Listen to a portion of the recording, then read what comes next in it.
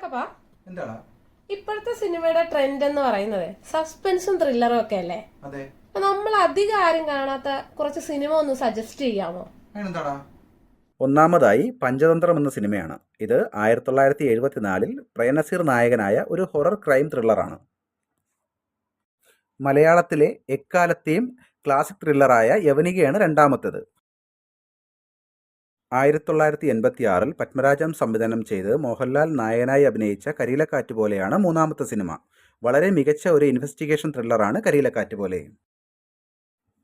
1989 സുരേഷ് ഉണ്ണിത്താൻ്റെ സംവിധാനത്തിൽ ജയറാം നായകനായി അഭിനയിച്ച ജാതകമാണ് നാലാമത്തെ സിനിമ. വളരെ മികച്ച ഒരു സസ്പെൻസ് ത്രില്ലർ കൂടിയാണ് ഈ സിനിമ. അഞ്ചാമതായി 1985 ശശിധരൻ്റെ സംവിധാനത്തിൽ മമ്മൂട്ടി, ഭരത് ഗോപി എന്നിവർ അഭിനയിച്ച ഒരു ഡീസൻറ്റ് ത്രില്ലറാണ് കാണാതായ പെൺകുട്ടി.